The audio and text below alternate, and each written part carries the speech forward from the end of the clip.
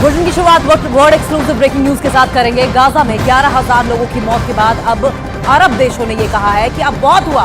Saudi अरब में Islamic देशों की मीटिंग के बाद सबसे बड़ा फैसला लेबनान के हिजबुल्लाह ने लिया है। जी हाँ, हिजबुल्लाह ने अब उस खूनी पंजे से वार करने का फैसला किया है जिसके जरिए उसने 2006 में युद्ध के दौरान इजराइल की सेना को धूल चटा दी थी।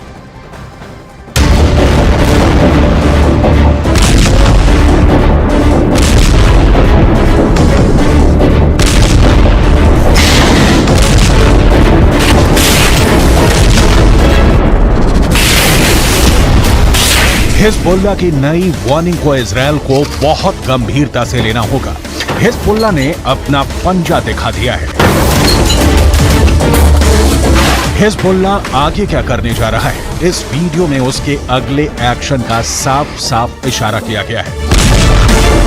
इस वीडियो में हिजबुल्लाह का सबसे बड़ा सीक्रेट छुपा हुआ है।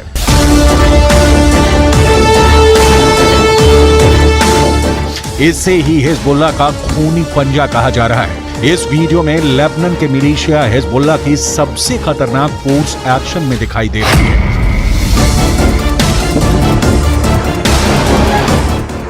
यह हिजबुल्लाह की ऐसी फोर्स है जिसे अभी तक हसन नसरुल्लाह ने छुपा कर रखा हुआ था,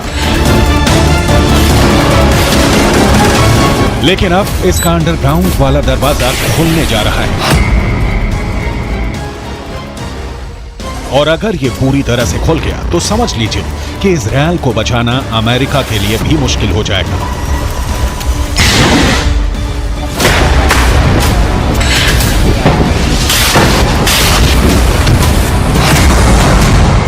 आप इसे हिजबुल्लाह का पंजा कह सकते हैं। इसके टारगेट पर इजरायल है, इसके टारगेट पर अमेरिका है और हर वो ताकत है जो इस वक्त गाजा पर बमबारी में इजरायल का साथ दे रही है। हिजबुल्लाह के महासचिव हसन नसरुल्लाह ने अपने भाषण में ऐसी बात कही है जिससे साफ है कि फिलिस्तीन और इजरायल के बीच चल रहा युद्ध लंबा चलेगा। इसमें 10 गुना और मौतें होंगी। इसमें टारगेट पर अब ऐसे ऐसे ठिकाने होंगे जिसके बारे में सुनकर कोई भी चौंक जाएगा।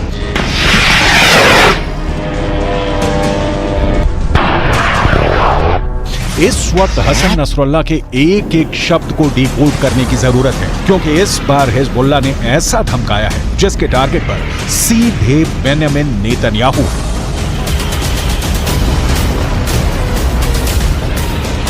في الأيام القليلة الماضية موجة جديدة من التهديدات من نتنياهو، من جالنت، من جانيتس، من آخرين باتجاه لبنان، وسببه هو ارتفاع مستوى القلق باتجاه ما يجري في هذه الجبهة وارتقائها كما ونوعا وعمقا. طبعا نحن سنستمر في هذا الموقف، في هذا الأداء.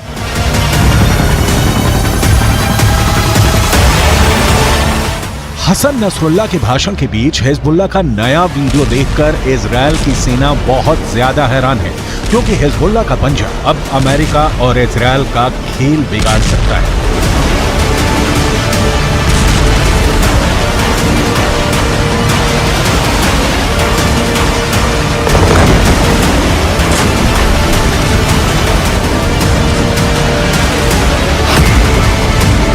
इस पंजे में हिजबुल्लाह की रॉकेट फोर्स है, इसमें हिजबुल्लाह का एंटी टैंक दस्ता भी है, हिजबुल्लाह के पंजे में स्नाइपर वाली गोलियां भी हैं, इसमें हिजबुल्लाह की स्पेशल फोर्स भी है और अब तक इसमें हिजबुल्लाह की सबसे खतरनाक और सटीक बैलिस्टिक मिसाइल भी शामिल हो गई है।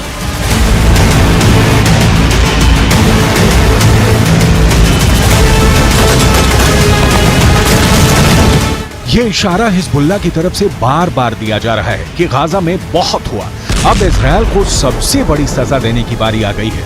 हमास के बाद हिजबुल्लाह इजरायल का सबसे बड़ा दुश्मन माना जाता है और हसन नसरुल्लाह के इस बात ने ये बात 100% साफ कर दी है। المطروح من المقاومة العراقية كما من اليمن كما من لبنان، إذا أردتم أيها الأمريكيون أن تتوقف هذه العمليات في جبهات المساندة، ألا تذهب المنطقة إلى حرب إقليمية، عليكم أن توقفوا العدوان والحرب على غزة. هذه هي المعادلة، ولن يستطيع أحد أن يضغط على حركات المقاومة أن تقف وأن تسكت وأن تصمت وأن تتخلى عن مسؤولياتها على الإطلاق. अब देखिए हिजबुल्लाह की हसन नसरुल्लाह की कौन सी ताकत।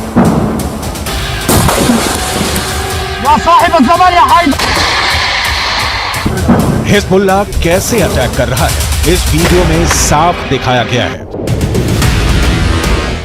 दक्षिणी लेबनान में पहला धमाका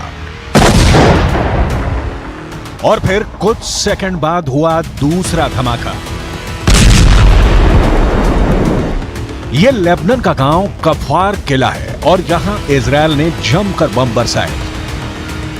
यह इजरायल और लेबनान के मिलिशिया हिजबुल्लाह के बीच डायरेक्ट युद्ध है जिसके शोले अब पूरी दुनिया को जला सकते हैं।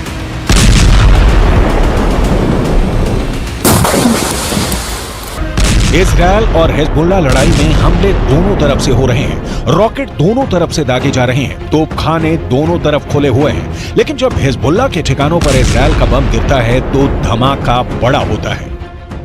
हिजबुल्लाह और इजरायल की टक्कर इस वक्त तीसरी स्टेज पर पहुंच गई है। हिजबुल्लाह ने अपना पंजा निकालने का फैसला कर लिया है। इसका मकसद है आर पार का युद्ध। यह अमेरिका के लिए बहुत फिक्र की बात है क्योंकि इस वक्त अमेरिका नहीं चाहता कि गाजा के अलावा इजरायल किसी दूसरे फ्रंट पर लड़ने के लिए मजबूर हो जाए। ارتقاء في عمل المقاومة في جبهتنا اللبنانية، ارتقاء كمي على مستوى عدد العمليات وحجم الاستهدافات عددها، وأيضا ارتقاء على مستوى نوع السلاح. نحن المرة الأولى في تاريخ المقاومة في لبنان نستخدم المسيرات الهجومية الانقضاضية.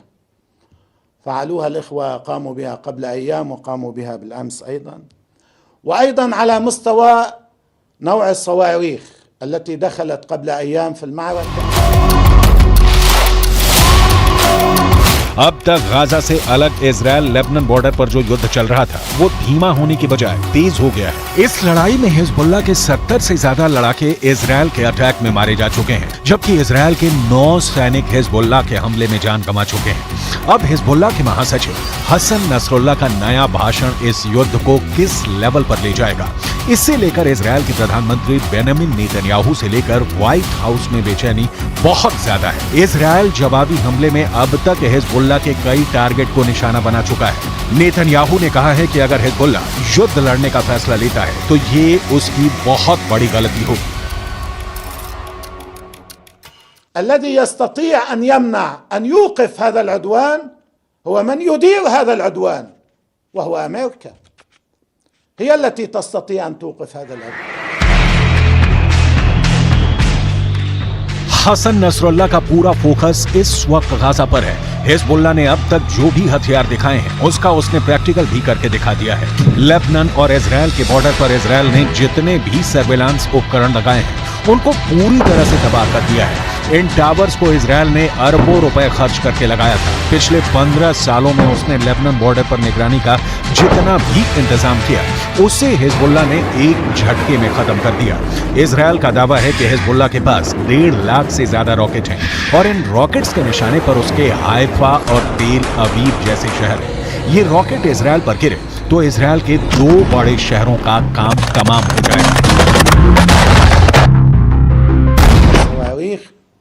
التي نسميها البركان والتي تستهدف بها المواقع. البركان صاروخ زنة المتفجرات الموجودة فيه ما بين 300 كيلو إلى 500 كيلو، يعني نصف طن. لكم أن تتصوروا نصف طن من المتفجرات يقع على رؤوس المواقع الإسرائيلية في المنطقة الأمامية وفي الحدود.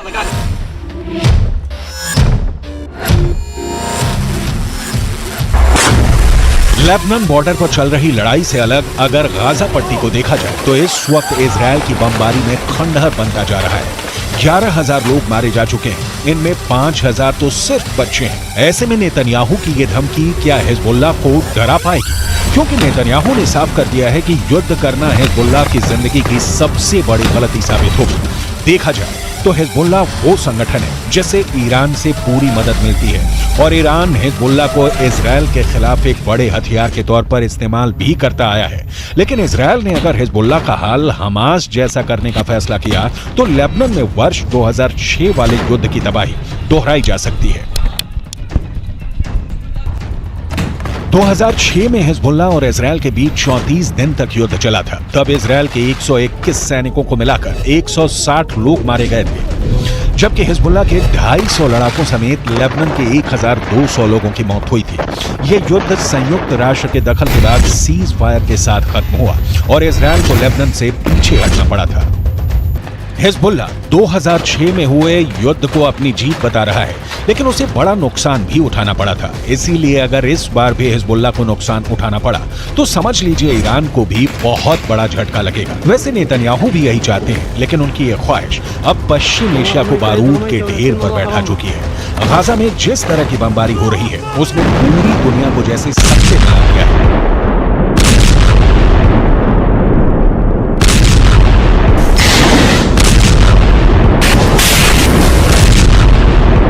हजारों बच्चों की मौत को लेकर इजरायल इस वक्त कटघरे में है।